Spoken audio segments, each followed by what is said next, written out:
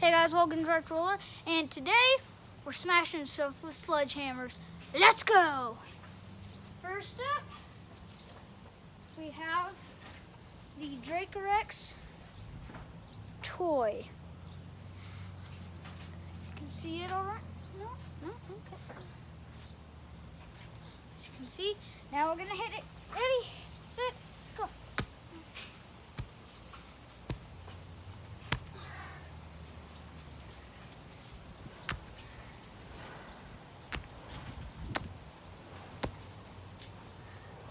Okay, so as you can see, it literally did nothing but just pound it into the ground.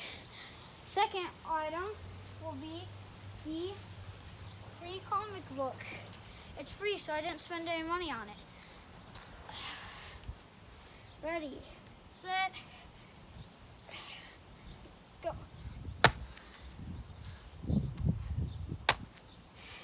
It didn't do anything, so I'm gonna try it again. There you go, it just crumpled it up. Last item on the list, the Pokemon card.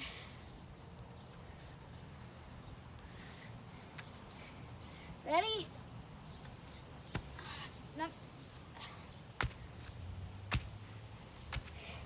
It still literally just crumpled it up.